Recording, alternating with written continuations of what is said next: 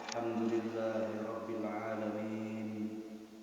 Assalatu wassalamu ala ashrafil anbiya'i wal mursalin Sayyidina wa habibina wa syafi'ina wa maulana Muhammadin wa ala alihi wa ashabihi wa azwajihi wa zurriyatihi ajma'in. Rabbi shrah li sadri wa yassir li amri wahlul 'uqdatam min lisani yafqahu qawli. Rabbi zidna ilman nafi'a warzuqna fahman jayyida fil laili wan nahar. Allahumma bika asbahna wa bika amsayna wa bika nahya wa bika namut wa ilaikan nusyur. Bismillahilladzi la yadurru ma'a ismihi syai'un fil ardi wa la fis samaa'i wa huwas samiul 'aliim. A'udzu bikalimatillahi tammati min syarri ma khalaq. Allahumma bika asbahna wa bika amsayna wa bika nahya wa bika namut wa ilaikan nusyur. Allahumma faqihna fid din wa 'allimna ta'wil, amma ba'du. Faqad qala Allah Ta'ala fi kitabihil karim, a'udzu billahi minasyaitonir rajim. Bismillahirrahmanirrahim. Qalu subhanaka la ilma lana illa ma 'allamtana innaka antal alimul hakim. Wa qala Rasulullah sallallahu alaihi wa alihi wa sahbihi wa sallam, min husni islamil mar'i tarkuhu ma la ya'ni. Shadaqallahul azim. Para jamaah sekalian, jamaah salat subuh dan juga kajian ahad subuh Masjid Kuba yang insyaallah di subuh yang penuh dengan keberkahan ini, semoga salat subuh berjamaah kita dan juga niat thalabul ilmi kita senantiasa diterima oleh Allah Subhanahu wa taala. Pertama, kita bersyukur kepada Allah bahwa kita masih diberikan nikmat sehat dan panjang umur, sehingga sehat umur yang masih diberikan oleh Allah mampu kita gunakan untuk ibadah kepada Allah Subhanahu wa taala. Apalagi kita sudah memasuki salah satu bulan yang dimuliakan Allah Subhanahu wa taala, yaitu bulan Rajab.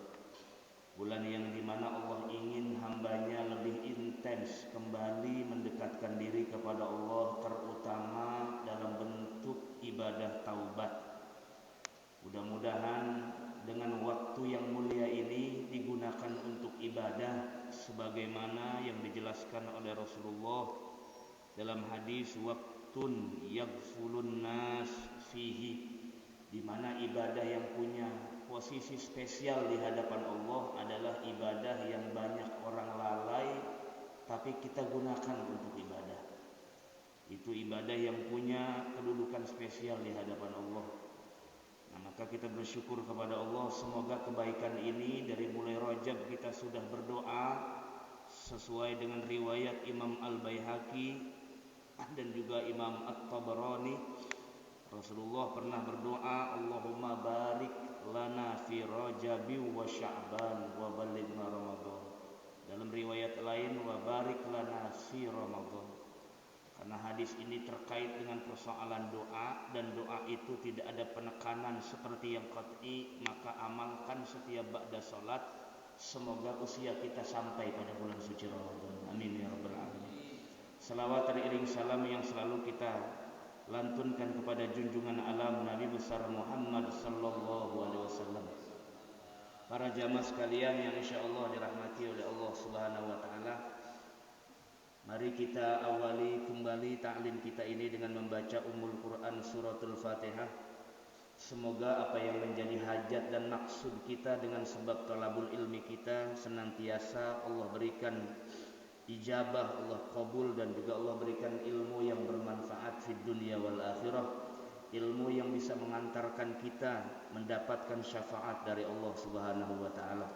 Ala hadhihi niyyah wa ala kulli niyatin shalihah ila hadratin Nabil Mustafa Muhammadin sallallahu alaihi wasallam wa ila hadrati khususan ila muallif wa ila jami'i walidina wa ila jami'i masyayikhina wa asatidina wa asatizatina wa ahli baitina wa zurriyatina wa tullabina wa talibatina wa ila jami'il muslimin wal muslimat wal mu'minina wal mu'minat bi barakatihim syai'un lillahi lahum. Al-Fatihah. A'udzu billahi minasy syaithanir rajim. Bismillahir rahmanir rahim. Alhamdulillahi rabbil alamin arrahmanir rahim maliki yaumiddin. Iyyaka na'budu wa iyyaka nasta'in ihdinas siratal mustaqim siratal ladzina an'amta 'alaihim ghairil maghdubi 'alaihim waladdallin. Bismillahirrahmanirrahim. Bismillah subhanallah walhamdulillah wa la ilaha illallah wallahu akbar wa la haula wa la quwata illa billahil aliyil azim. Para jamaah sekalian yang insyaallah dirahmati oleh Allah Subhanahu wa taala. Insyaallah pagi ini kita akan membahas satu bab yang berbicara tentang an-niyat fit tajawwu' lillah, yaitu niat ketika niat dalam berlapar-lapar karena Allah, berlapar-lapar karena Allah. Niat dalam berlapar-lapar karena Allah. Biasanya orang semakin cinta sama Allah itu semakin senang lapar, Pak. Jadi kalau masih ada orang ahli ibadah sama sarapan masih khawatir, itu amatiran namanya. Ya. Karena orang semakin dekat dengan Allah, semakin dikosongkan porsi fisiknya, semakin dikecilkan porsi fisiknya. Kenapa? Karena apa saja yang terkait dengan persoalan fisik itu orientasinya pasti hawa nafsu, pasti. Maka ada ibadah yang disebut dengan ibadah as-saum atau ibadah puasa. Makanya 5 prinsip ajaran Islam yang kita kenal dengan arkanul Islam, dalam hadis Rasulullah pernah bersabda, bunyal islamu ala khamsin, yang 5 itu Pak, atau dalam hadis Jibril itu yang antashhada alla ilaha illallah, dari 4 syariat setelah syahadat itu semuanya merepresentasikan ibadah baik yang bersifat fisikal atau ibadah yang bersifat spiritual. Kalau kita perhatikan antara perintah salat dengan perintah zakat, itu tidak ada yang ditafrik, dipisah, Pak. Paling tidak dalam surat Toha, itu pun konteksnya salat dikaitkan dengan konteks akidah atau tauhid. Misalnya Allah berfirman di dalam Al-Quran, innani anallah.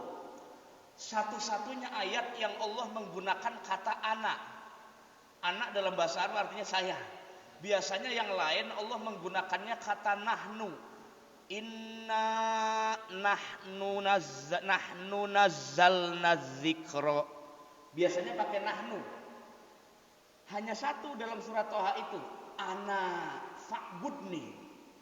Saya adalah Allah, maka beribadahlah kepada saya dengan wasilah ibadah solat. Wa aqimis solata li zikri, bukan li zikrina tapi li zikri. Hanya itu saja. Itu pun kaitannya ibadah solat dalam konteks pengembangan akidah. Karena saya pernah sampaikan kalau nggak salah di Masjid Kuba atau di pengajian yang malam Senin itu, banyak orang yang wahwa yusalli fi zahir, dia sholat secara zahir, secara lahiriahnya sholat pak fisik. Wahwa yusyriku billah fil batin, tapi dia menyekutukan Allah secara batin. Nah, maka dari 4 prinsip setelah syahadat dalam 5 rukun Islam itu merepresentasikan baik ibadah yang sifatnya fisikal atau ibadah yang sifatnya spiritual. Sholat dengan zakat sama poinnya Pak. Semua ibadah tidak boleh yang orientasinya makhluk, tidak boleh. Sekalipun ibadahnya ibadah horizontal, silaturahim, sedekah, zakat, itu kan sifatnya horizontal.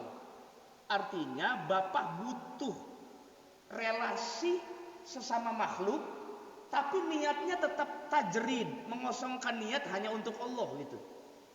Kenapa begitu? Karena prinsip agama diperuntukkan dari Allah kepada kita, kembali maslahatnya juga untuk kita, bukan untuk Allah. Jangan pernah sekali-kali terbesit dengan sholat kita, Allah ketuhanannya semakin kuat. Jangan. Jangan sekali-kali terbesit dengan sebab selawat kita kepada Nabi Muhammad, maka makomnya Rasulullah semakin tinggi. Tanpa kita salat pun Allah sudah maha kuasa, tanpa kita selawat pun Rasulullah sudah maha mulia di sisi Allah Subhanahu wa ta'ala. Bahkan manusia paling mulia, tidak ada yang lain lagi. Makanya memuji Rasulullah berlebihan, pangkatnya malah makin mulia di sisi Allah. Kadang ada yang bertanya, apa boleh ya Ustaz kalau memuji Rasulullah berlebihan? Sangat boleh, karena itu perintah Allah. Mau memujinya Bapak dengan mengikuti sunnahnya silakan, atau ditambah dengan membaca selawat juga perintah Allah silakan. Bahkan dalam satu riwayat Rasulullah pernah bersabda, orang yang paling baik nanti di hadapan Allah bersama saya, aksaruhum alayya salatan. Orang yang berlomba-lomba paling banyak selawatnya untuk saya, itulah yang terbaik di hadapan Allah Subhanahu wa ta'ala. Karena begini kaidahnya Pak, tidak mungkin apa yang disabdakan Nabi itu secara prinsipil bertentangan dengan Quran, nggak mungkin. Jika secara maknanya bertentangan, itu hanya kita yang tidak faham Quran dan hadisnya. Satu ayat bertentangan dengan ayat yang lain, atau kita sebut dengan ayat mutasyabihat. Dalam hadis, satu hadis bertentangan dengan hadis yang lain. Kita kenal istilah dalam ilmu hadis namanya mukhtaliful hadis. Sebetulnya tidak ikhtilaf, tidak mungkin bertabrakan antara sabda Nabi yang satu dengan yang lain. Hanya saja wawasan ilmu tentang istilah dalam hadis atau tentang asbabul wurud itu enggak dikuasai. Jadi terkadang untuk mengambil makna substantifnya itu enggak ketemu. Makanya ada metode bagaimana cara memahami teks Al-Quran, bagaimana metode memahami teks hadis dalam sabda-sabda Nabi itu. Kenapa butuh metode memahami kalam Allah dan sabdanya Nabi? Karena kalam Allah dan sabda Nabi sudah berbentuk teks. Karena sudah berbentuk teks, jadinya ilmu butuh metodologi. Mungkin kalau belum berbentuk teks, baru secara suara saja, itu bisa multi tafsir. Yang sekarang saja begitu sama. Ya. Nah itulah makanya rahmat Allah begitu luas. Nabi itu selama dari umur 40 sampai wafat Pak, itu bersabda nggak hanya 1212, banyak sekali. Riwayat Aisyah banyak yang dipakai, banyak juga yang tidak. Malah riwayat Ibnu Abbas yang lebih didahulukan misalnya. Kadang-kadang riwayat Abu Hurairah dengan riwayatnya Aisyah berbenturan, mana yang didahulukan. Kalau hitungannya hitungan keluarga, seperti orang-orang yang terlalu fanatik, itu pasti lebih mengunggulkan riwayatnya Aisyah. Tapi kalau kita melihat dimensi ilmu dan mutaba'ah, maka Abu Hurairah lebih sangat mutaba'ah kepada Rasulullah. Kalau Aisyah mungkin ngintilinnya di rumah. Nabi di rumah dengar Nabi bersabda apa. Nabi di kamar, Nabi di tempat tidur, Nabi di depan rumah. Kalau Abu Hurairah di mana saja. Hatta di depan kamarnya Rasulullah, Abu Hurairah tidur, supaya Rasulullah buka pintu, yang pertama kejedot mukanya itu Abu Hurairah itu. Sehingga salat subuhnya bareng Rasulullah. Makanya Abu Hurairah walaupun bukan saudara, bukan apa-apa, termasuk aksarur riwayah fil hadis. Orang yang paling banyak meriwayatkan hadis dari golongan laki-laki, minar rijal. Kalau minan nisa ya Aisyah binti Abu Bakrin Siddiq. Gitu. Jadi sebetulnya tidak ada yang ikhtilaf itu hanya ada dalam persoalan intelektual atau ilmiah. Kalau substansi semuanya sama. Semuanya sama. Masjidnya boleh beda, tapi nawaitu atau niat sholatnya tetap lillahi. Nggak boleh beda dong. Nggak boleh. Ya. Masjidnya boleh berbeda, jamaahnya misalnya secara personal latar belakangnya berbeda, tapi tetap dalam konteks ibadah semua sama, niatnya satu, lillahi rabbil alamin, hanya Allah saja, nggak boleh yang lain, nggak boleh yang lain. Nah, jadi ada ibadah yang sifatnya adalah mengafirmasi kesalehan fisik seperti sholat. Nah itu tuh. Jadi nanti akan ada mas'uliyat Pak, pertanyaan. Ya, akan ada pertanyaan. La yus'alu amma yaf'al wa hum yus'alun, begitu kata Allah dalam Quran. Jangan pernah tanyakan sesuatu yang prinsip tentang perbuatan Allah, jangan. Misalnya nih, ngapain Allah nyiptain manusia? Buat apaan main-mainan doang, skenario? Itu pertanyaan enggak bermutu yang begitu. Enggak usah ditanya apa yang Allah kerjakan. Kenapa sih Allah memilih Nabi Muhammad, kenapa enggak nabi yang lain yang paling mulia? Itu pertanyaan yang enggak perlu dijawab. Kenapa? Karena hal-hal yang terkait dengan prioritas Allah, hal-hal yang terkait dengan hal yang prinsip dengan perbuatan Allah, kita itu berarti berkaitan dengan tauhid yang paling dalam. Maka jawaban yang paling top oleh para ulama ya dari Quran tadi, la yus'alu amma yaf'al. Jangan ditanyakan apa yang Allah perbuat. Tapi wahum yus'alun, siap-siaplah Anda akan ditanya oleh Allah nanti di akhirat. Apa yang kita orientasikan dari segi fisik kita dan batin kita itu yang akan ditanya nanti oleh Allah. Matanya untuk ibadah bukan, pendengarannya untuk ibadah bukan, tangannya untuk sedekah atau untuk menyakiti orang lain, kakinya melangkah ke tempat kebaikan atau keburukan. Nah itu nanti akan ditanya. Hatinya berharapnya hanya kepada Allah atau kepada selain Allah, itu pun nanti akan ditanya oleh Allah Subhanahu wa ta'ala. Maka kaidahnya, semakin mengurangi porsi fisik, semakin bercahaya hati seseorang di hadapan Allah Subhanahu wa ta'ala. Kenapa? Karena manusia punya ujian hidupnya banyak, Pak. Makanya ketika punya level tinggi di hadapan Allah, tingginya melampaui malaikat. Itu manusia. Kalau malaikat berbuat baik tanpa usaha, kalau manusia berbuat baik harus usaha. Itu bedanya.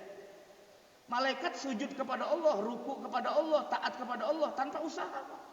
Natural, karena tabiatnya malaikat selalu berbuat baik. Makanya disebut makhluk robot malaikat itu. Setan begitu sama. Berbuat keburukan itu seperti natural saja, karena karakteristik setan memang begitu. Tapi bedanya malaikat tidak punya syahwat, setan punya. Tapi bobot syahwatnya lebih berat dari bobot iman.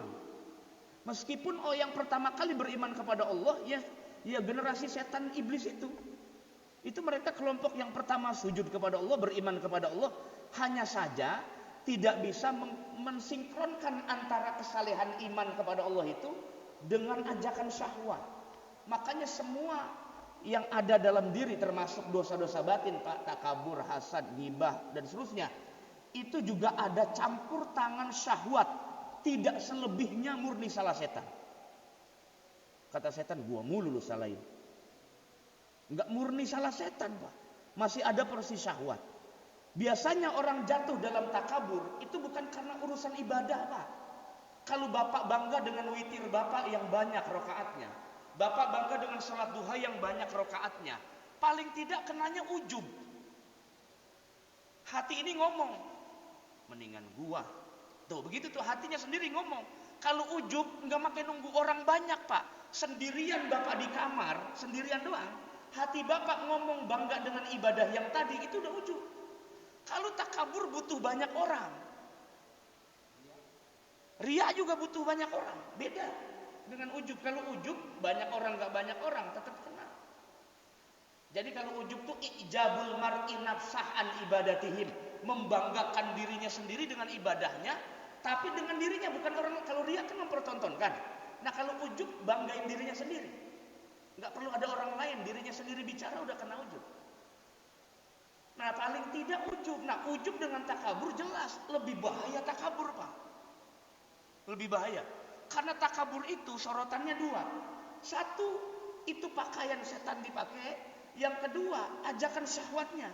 Karena orang yang terkena takabur hanya orang yang hatinya udah begini dengan dunia. Ini udah begini, Pak. Jadi orang yang banyak kena takabur itu yang sudah begini dengan urusan dunia. Biasanya dihijab oleh Allah Subhanahu wa ta'ala.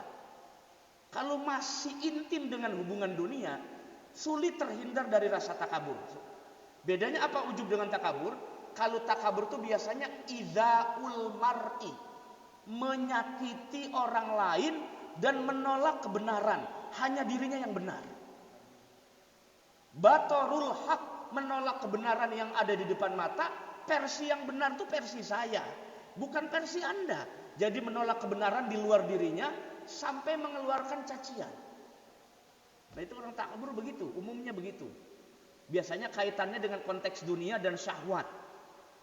Bisa nggak orang takabur dalam ibadah? Ibadah bahasanya bukan takabur. Ibadah tuh bahasanya ujub. Bukan takabur, bukan. Takabur buat sama ibadah, bukan takabur, itu ujub. Kayak saya dong nih 4 rakaat salatnya, salat duhanya. Itu ujub Pak, bukan takabur. Kalau takabur itu biasanya konteksnya lebih kepada urusan duniawi, pangkat, jabatan, harta, tahta, macam-macam lah. Nah, ini yang bahaya. Maka dari itu agama memerintahkan kita untuk taklil, menyedikitkan porsi fisik yang bisa mengantarkan tumbuhnya syahwat semakin pesat. Kayaknya yang susah itu dah, yang paling susah. Kalau kita mau observasi secara personal, secara pribadi, silakan. Karena begini kaidahnya, enggak perlu menunggu orang itu alim atau banyak ilmunya, Pak. Enggak perlu. Ya, karena yang alim atau yang tidak alim itu pasti kena yang namanya penyakit itu, pasti kena. Pasti kena, enggak ada ukuran. Pasti kena. Nah, caranya bagaimana? Cuma satu caranya, sesuai dengan sabda Rasulullah bahwa jihad akbar, yang disebut jihad akbar, jihad terbesar adalah jihadun nafs. Caranya cuma itu, Pak. Bapak rajin ibadah, tapi nggak mau ikuti cara Nabi yang disebut jihad akbar itu melawan hawa nafsu, tetap ambruk ibadahnya, tetap ambruk. Gak ada cara lain.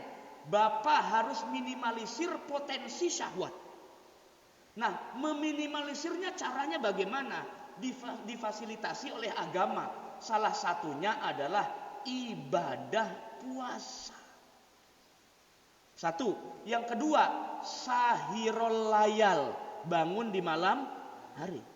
Itu cara minimalisir syahwat. Memejamkan mata berarti ngempanin syahwat alias tidur. Banyak makan sedikit puasa berarti mengempanin syahwat namanya. Ngasih makan syahwat. Semakin tumbuh dan berkembang. Efeknya apa? Efeknya. Ini tidak hanya dalam perspektif agama, Pak. Imam Ghazali pernah melacak dalam ilmu tib, ilmu kedokteran. Orang semakin banyak maidah. Perutnya semakin penuh. Imtila'ul butun wal maidah. Penuhnya perut itu mewariskan orang malas ibadah kepada Allah. Itu sudah diobservasi. Makanya kenapa dokter atau dalam ilmu sains mengatakan bahwa sebetulnya tidak ada makanan yang tidak boleh dikonsumsi. Boleh-boleh saja. Yang tidak boleh itu israf. Kalau bahasa agama berlebih-lebihan. Bapak makan durian biar kata punya hipertensi, darah tinggi. Kalau cuma makannya satu ginian doang mah kagak ngapa-ngapa. Kalau Bapak makan satu buah begini kemudian langsung kumat hipertensinya, itu sugesti Bapak. Kayaknya nih kayak kalau makan durian, Masya Allah. Jadi kalau baru makan langsung blek, itu sugestinya berlebihan. Sebetulnya tidak ada yang bahaya kalau tidak berlebihan. Karena saya pernah ketemu Ustadz Kiai, Pak. Kiai pulang ngajar ngaji, punya hipertensi tinggi sekali, usianya masih muda, Pak, 40 berapa begitu. Ya. Suatu saat nyuruh muridnya bikin mie rebus. Pulang malam, Pak, habis ngajar ngaji. Biasa emang ngajar ngaji keliling dari masjid ke masjid, minta muridnya bikinin mie karena pengen makan mie katanya. Setelah itu nyuruh muridnya beli bukan duren, sate kambing. Dan itu habis semua dimakan, Pak. Ternyata nggak makan nunggu lama, langsung ambruk, nggak sadar diri. Dibawa ke rumah sakit, sudah tidak sadar, palanya dibor, Pak. Nggak lama, tinggal nyopotin selang-selang, wafat.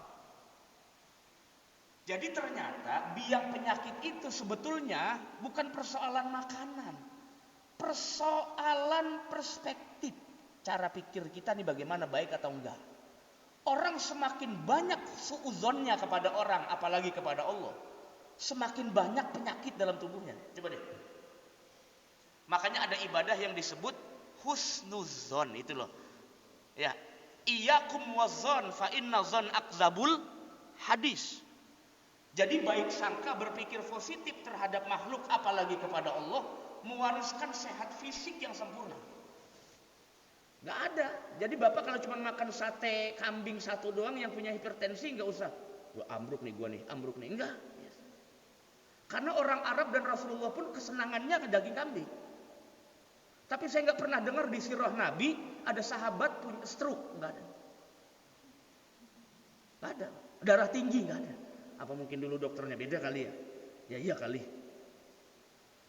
Ya cuman memang tidak ada riwayat begitu Pak. Kenapa? Yang dilarang itu pasti mudorot, yang tidak dilarang tidak ada mudorotnya. Contoh misalnya makan minum boleh saja selama itu yang thayyibat. Ya kita kan disebutnya halal thayyib ya. Ada banyak yang halal tapi tidak thayyib gitu. Tidak thayyib itu nggak cocok, nggak sejalan dengan maunya tubuh gitu. Mungkin dihalalkan Allah tapi nggak sejalan. Nah, tidak thayyib itu, lebih tidak thayyib itu kalau dimakannya berlebihan, israf. Makanya kan ada sabda Nabi muttafaqun alaih itu, kul washrab walbas wa tasaddaq fi ghairi saraf wala mahillah.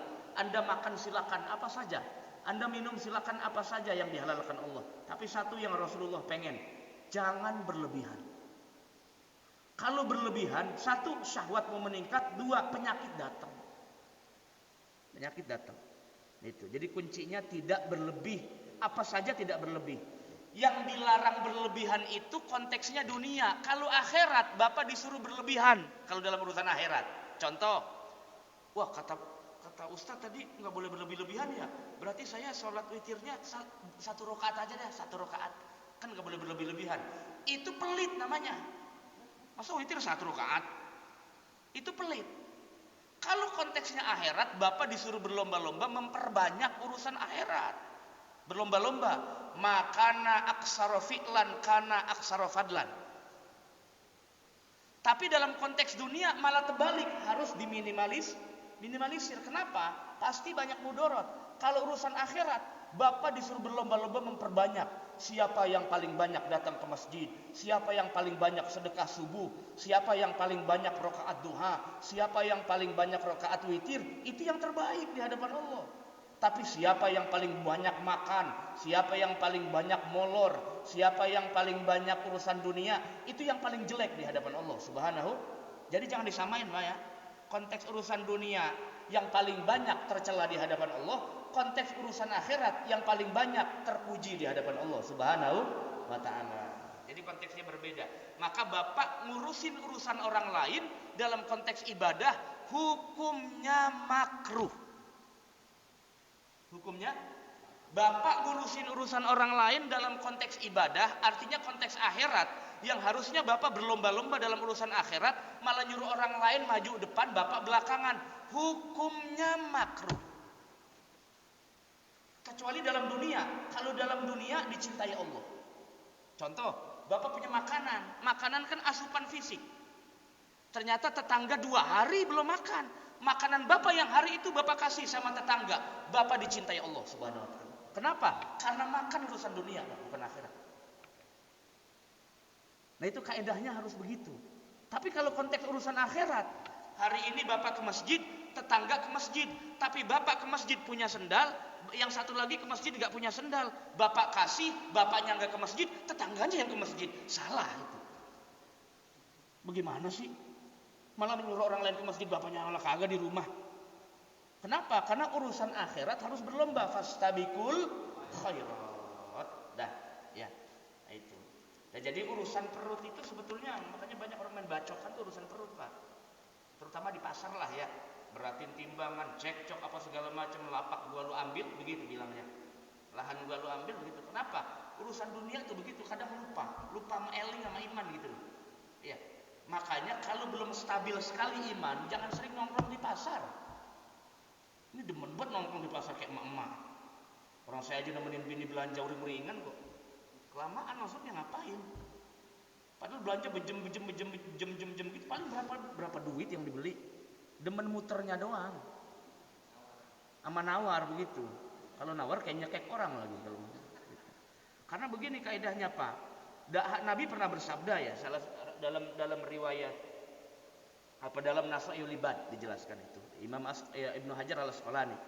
Tempat yang paling jelek motifnya dan juga endingnya cuman pasar, nggak ada yang lain. Bapak pengen ngelihat orang nggak sholat, ke pasar deh, banyak. Bapak pengen ngelihat orang beratin timbangan, curang, ke pasar deh, banyak. Bapak pengen ngelihat copet, pasar deh, banyak.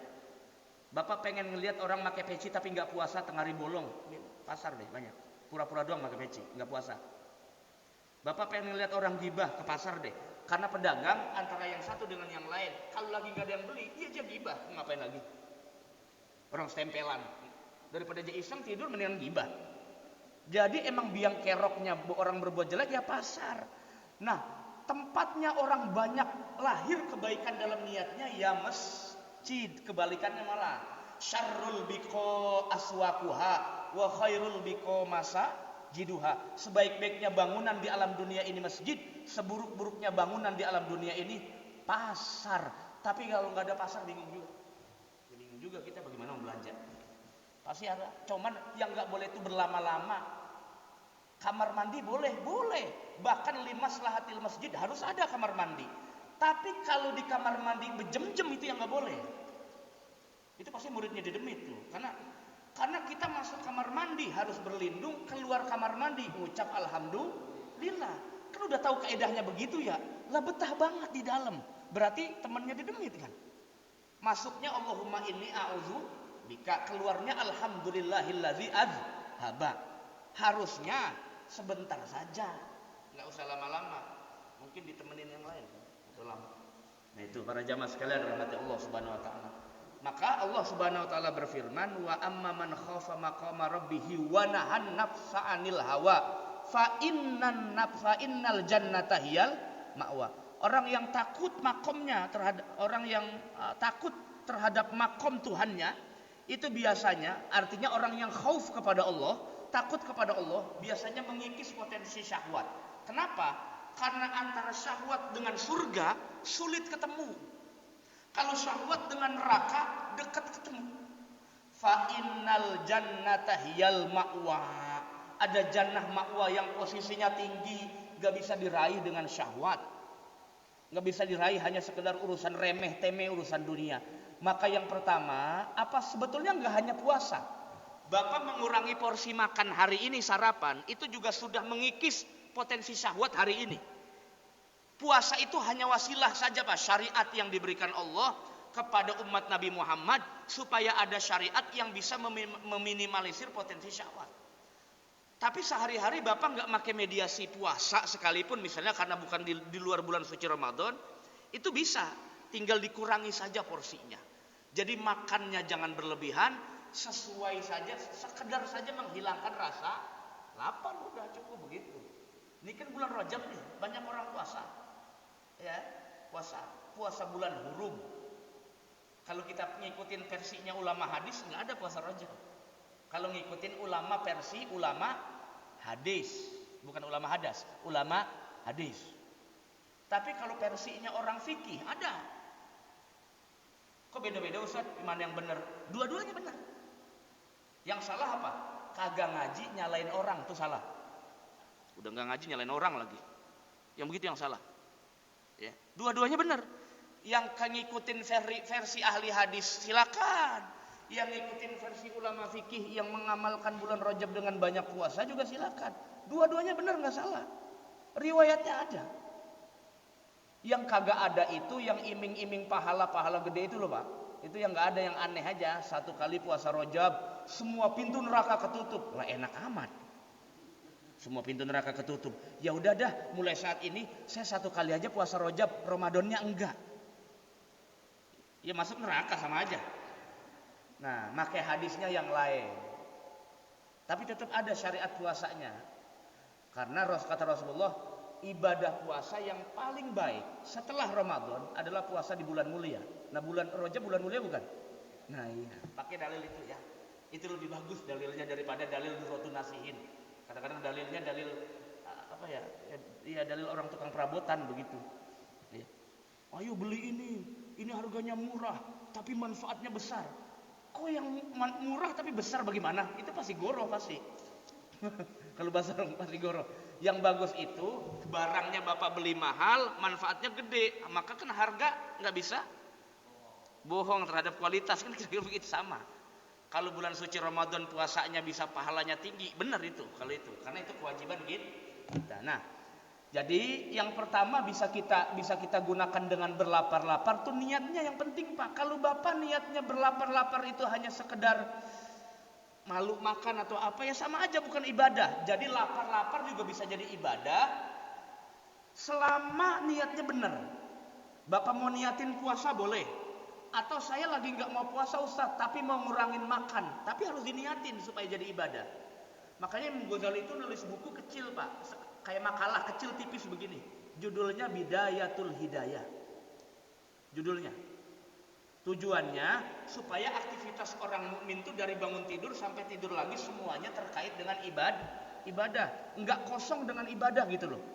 Jadi penuh dari bangun tidur sampai tidur aktivitasnya selalu ibadah kepada Allah, termasuk mengurangi porsi makan. Yang pertama harus Bapak niatkan, yanwi biju'ihi tazlilan nafs wa taksiroha. Ya Allah, saya niatkan mengurangi porsi makan hari ini, tujuannya adalah menghinakan syahwat. Tazlil itu merendahkan syahwat dan potensinya harus diniatkan. Kalau Bapak nggak niatkan, nggak dibantu sama Allah, kira-kira begitu. Kan Allah lebih senang lihat amal hati, betul nggak? Allah lebih senang lihat amal hati. Innallaha la yanzuru ila suwarikum wala ila ajsadikum walakin yanzuru ila qulub. Nah, niat itu kan amal hati, Pak. Masa Allah nggak paham sih maksud? Paham, maksud kita paham Allah. Tapi Allah lebih senang perbuatan itu dilakukan, diniatkan sehingga jadi ibadah. Berarti jadi pengabdian dia kepada Allah Subhanahu wa ta'ala tuh begitu. Makanya kenapa niat tuh sangat dianjurkan. Ya Allah, saya niatkan hari ini sarapan sedikit, tujuannya adalah meminimalisir. Makanya biasanya orang kalau lapar susah tidur dah, coba deh. Susah tidur. Nah, orang kalau perutnya kenyang Pak, di mana aja tidur. Baunya pengen bau bantal aja, pengen bau bantal. Kalau orang perutnya kenyang, jadi terbalik. Orang kalau perutnya kosong, sahirul layal, terjaga di malam hari, itu lebih memungkinkan daripada orang yang habis isya makan 3 piring. Jadi sahirul layalnya lebih memungkinkan. Bagaimana mungkin kamu jadi orang istiqomah bangun malam? Kalau porsi makannya saja kalau udah habis maghrib itu banyak sekali. Yang ada malah semakin hari semakin nambah jam semakin ngantuk. Gitu kira-kira. Memang begitu syahwat supaya kita terbenam mata, enggak ibadah. Karena waktu yang paling dicintai Allah, waktu yang banyak orang lalai. Kapan? Ya malam. Kalau siang mah yang kagak sholat aja kelayaban. Tapi kalau malam jarang, baru kelihatan Pak, baru kelihatan kalau malam tuh mana yang benar, mana yang enggak, mana yang dekat kepada Allah tulus, mana yang tidak. Nah itu. Jadi kita niatkan yang pertama, ya Allah, saya niatkan dengan berlapar-lapar ini. Tujuannya adalah tadzlilun nafs, yaitu menghinakan hawa nafsu. Yang kedua, yanwi muwafaqata Rasulillah. Ya Allah, saya niatkan dengan saya berlapar-lapar hari ini karena mengikuti sunnahnya baginda Rasul Nabi besar Muhammad sallallahu alaihi wasallam. Meskipun Bapak tidak berpuasa, tapi Nabi adalah orang yang paling senang sedikit makan. Ya emang begitu. Makannya paling cuman kurma. Apalagi orang Arab, Nabi ciri khasnya makannya pakai 3 jari. 3 apa 1 nih? Oh 3. Ustaz, 3 katanya Pak Haji tadi. Mana sih? Saya mah mancing doang, mancing. 3 apa 1 nih? Apa 7? Ya kan? Gitu. Nah, pakai 3 jari makannya tuh, pakai 3 jari ya. Pakai 3 jari makan, bukan besok. Ya, makan. Jadi pakai 3 jari karena orang Arab emang makannya begitu. Kurma kalau enggak gandum. Lah coba di sini kita makan sayur lodeh pakai 3 jari. Kapan habisnya? Maka kalau makannya sayur, yang disunahkan pasti pakai tesi, bukan tesi pelawak, sendok. Bukan tesi pelawak, sendok.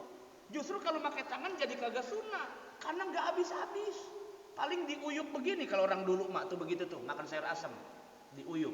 Kalau engkong-engkong saya dulu, tahu diuyup Pak begitu kayak minum kopi, serok begitu. Apalagi ada ninjonya, enak banget itu. Ya, ikan asin sama sambal enak. Nah, itu jadi diniatkan mengikuti sunnahnya Rasulullah Shallallahu Alaihi Wasallam. Nabi itu sedikit sekali. Makanya Nabi itu orang yang paling tidak murka kalau istrinya pagi-pagi nggak masak. Kenapa? Karena Nabi paling nggak suka porsi makan banyak. Makanya wajar saja kalau Nabi tersenyum Aisyah belum masak atau nggak masak. Kalau kita kan kadang-kadang piringnya melayang. Mah, ada sarapan nggak? Maaf, enggak, habis-habis. Ngapain aja lo jadi bini? Masak bukan kagak ngapa kagak. Itu kalau orang kayak kita begitu kayaknya modelnya sih dari tampangnya kayaknya. Apa enggak kali? Enggak sekali. Tapi kalau Nabi, Pak, ada sarapan enggak? Enggak ada ya Rasulullah. Ya sudah, saya puasa. Muhammad sekarang juga ada kali yang begitu, Muhammad sekarang. Itu Nabi Muhammad. Enggak tahu Muhammad sekarang enggak kayaknya. Yang Muhammad belakangan ini nih, enggak ada kayaknya. Kalau Nabi Muhammad ya begitu. Kenapa? Karena tidak suka porsi makan banyak. Makanya lebih senang puasa. Tidur malam pun juga sedikit sekali. Jadi abis Isya sudah tidur, nanti bangun lagi sampai subuh. Kalau kita kan enggak, terbalik, Pak. Kita udah ambil ancang-ancang nih dari abis Isya nguap. Terbangunnya beda lagi. Bisa bangunnya jam berapa? 5 bisa, jam 8 bisa, maunya jam berapa? Jam 8 apa jam 7 gitu. Ya, nah macam-macam lah. Nah, itu para jamaah sekalian. Jadi man tasyabbaha biqaumin fahuwa, itu hadis tahunan loh, tahun baru. Enggak boleh merayakan tahun baru katanya karena man tasyabbaha biqaumin fahuwa minhum. Dalilnya penceramah itu.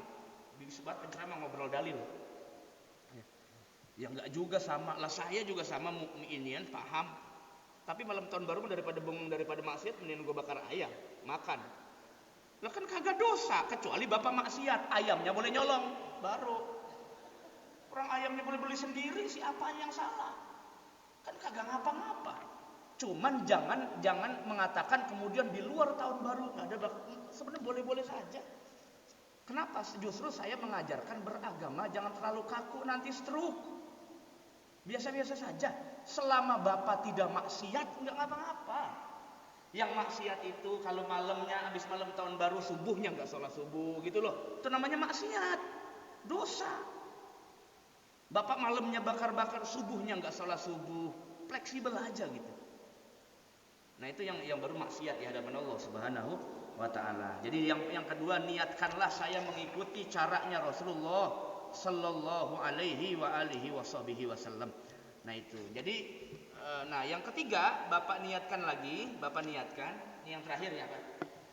Niatkan ya Allah, saya niat yanwi bijum'ihi qillatat tazawud min aradid dunia. Ini poin pentingnya. Ya Allah, saya niat berlapar-lapar untuk mengikis tambahan-tambahan dalam porsi dunia. Karena Allah berikan penjelasan di Quran kan begitu ya. Inna dunia, bahkan di hadis Rasulullah juga sama, inna dunia mata. Mata itu artinya pakai ain, bukan pakai a, bukan pakai hamzah, pakai ain. Mataun itu artinya perhiasan, pernak-pernik. Itu urusan dunia dan segala aspeknya, termasuk yang terkait dengan fisik. Nah, Bapak ibadah apa sebetulnya selain dari puasa yang bisa menggempur syahwat? Sholat, Pak. Bukan sholat. Jadi kenapa sholat? Karena ulama bilang afdolu ibadatil badan as-sholah. Ibadah badan fisik yang paling utama dari semua ibadah adalah sholat. Sebagian ulama bilang haji. Tapi pendapat yang kuat bilangnya sholat. Kenapa? Orang kan semakin banyak makan semakin malas ibadah. Digempur dengan sholat. Dan sholat semua instrumen tubuhnya bergerak. Pasti hancur syahwat. Makanya saya aneh kalau ada orang sholat motifnya nafsu tuh aneh pasti. Makanya saya pernah bilang kan waktu pengajian malam apa keliling itu saya bilang, tidak mungkin orang sholat tuh ukurannya syahwat, harus ilmu. Kenapa? Justru sholat itu tujuannya memecah syahwat, tujuannya menghancurkan syahwat. Karena fisik yang harusnya istirahat digempur buat ibadah dengan ibadah sholat, yang sujudnya dengan kepala, telinganya harus mendengar bacaan imam, mulutnya harus baca tasbih, tangannya harus sujud, ketika sujud nepak tanah, kakinya harus nempel di bumi. Semuanya untuk ibadah kepada Allah Subhanahu wa taala. Jadi ketika Bapak puasa masih potensi syahwatnya masih ganas, gempur dengan sholat sunnah, Pak. Gempur dengan sholat sunnah terus sampai syahwat bosen ngajak Bapak.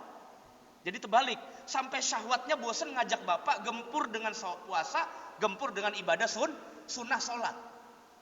Ya, supaya potensi syahwatnya semakin berkurang. Nah itu caranya. Kadang-kadang kita kalau begini lagi di pengajian kita kayak ya paham betul ya. Tapi kalau di rumah kadang lupa juga. Apalagi makanannya, waduh udah lama banget kagak makan ginian ini. Waduh udah lupa diri lagi udah lupa diri. Ya saya juga sama begitu. Udah lama banget kagak makan gituan, kayaknya kayak pengen. Jadi kayaknya kayak nafsu mata doang. Pak, orang buka puasa tuh nafsu mata doang. Ngeliat depan Taman Royal, depan mie gacoan begitu kan ya. Terus belum di sana di Taman Royal 1 lah buka puasa banyak banget, belum kolak, belum risol, belum apa segala macam, semua diborong. Pas buka puasa makan satu doang. Jadi syahwat mata ini yang kadang-kadang bahaya. Jadi sampai pulang tarawih masih ada aja makanan mubazir. Nah itulah pinternya syahwat mengelabuhi manusia, seolah-olah kayak pengen semua dimakan, padahal tubuh butuhnya cuma satu. Nah itu ya, wal iyadzubillah min zalik. Makanya kita disuruh berdoa setiap ba'da salat, Allahumma inni a'udzubika minal hammi wal hazan, wa a'udzubika minal jubni wal bukhli wal kasal, wa na'udzubika min ghalabatid dain wa qahrir rijal. Jadi ham itu artinya merasa khawatir, kemudian hazan merasa sedih, kemudian juga yang terakhir min sifat bahil dan segala macamnya terkaitnya, itu semua efek dari syahwat itu. Efek dari syahwat ya. Nah karena efek dari syahwat maka minimalisirlah, jangan diempanin. Sekali-kali Bapak bandelinlah nih mata, kagak tidur malam. Enggak tidur malam itu maksudnya terjaga dari ba'da isya sampai subuh. Terutama kemarin awal bulan Rajab, malam pertama bulan Rajab, kata ulama itu dianjurkan malamnya terjaga, jangan tidur. Terus kalau nggak tidur ngapain Ustaz? Iya ibadah. Saya kayaknya ibadah zikirnya separuh aja, terus sisanya ngapain nunggu sampai subuh lama? Iya nyeduh kopi ke 2 gelas apa berapa? Yang penting kagak tidur. Kenapa? Karena malam itu malaikat rahmat, malaikat Allah turun, nyatet siapa yang melek, bukan siapa yang tidur. Jadi rugi gitu loh kira-kira. Sampai ulama bilang kalau Anda zikir enggak, sujud tahajud enggak, ini enggak, paling tidak Anda tidak maksiat malam itu, bikin kopi 3 teko. Kalau minum masih nggak mempan, buyur di mata. Nggak tidur, malaikat turun. Ini jangan malam tidur, sekali-kali deh. Nah kalau santri itu biasa tidur malam. Kalau saya itu nggak biasa tidur jam 10. Ini biar katanya sini Masjid Kuba, ini subuh. Saya tidurnya jam 1:30, jam 2. Tapi terbangun lagi begitu, ya memang udah biasa begitu. Tapi kalau lagi capek mah Pak, enggak. Habis sholat isya juga udah rebahan. Cuman bukan sengaja nawaitu tidur, bukan. Emang tidur sendiri maksudnya kebab itu mah pules. Jadi kalau misalnya niat tidur bismillahirrahmanirrahim, biasanya saya paling sore banget tidur 1:30, paling sore banget. Iya. Yang banyak orang nanya ke saya kan, wah Ustaz masih muda kali fisiknya kuat. Enggak, ada teman juga yang 2 hari begadang masih muda, ambruk masuk rumah sakit. Kalau saya mungkin udah antep kali badannya ya atau apa. Jadi biasa aja gitu. Biasa aja. Cuma nanti biasa nyuri-nyuri waktu dikit, habis waktu duha atau apa, meremin. Begitu. Kalau kiai saya dulu, kalau lagi di jalan undangan kajian subuh dari rumah ke situ, di mobilnya tidurnya. Jadi nyari-nyari waktu dan enggak sakit, Pak. Karena Nabi pun orang yang sering banyak terjaga di malam hari dan enggak sakit. Justru yang sering banyak tidur yang bangkong. Yang banyak penyakitnya. Ya. Nah, ini para jamaah sekalian, rahmatullah subhanahu wa ta'ala, mudah-mudahan apa yang kita bahas karena ini terkait dengan persoalan sehari-hari, mudah-mudahan bisa mengikis potensi-potensi keburukan terutama dalam syahwat yang bisa terkait merusak ibadah kita di hadapan Allah Subhanahu wa ta'ala, dan semakin naik kualitas ibadah kita, semakin naik pancaran cahaya hati kita, dan iman kita semakin terjaga di hadapan Allah. Amin ya rabbal alamin. Allahu a'lam bishawab.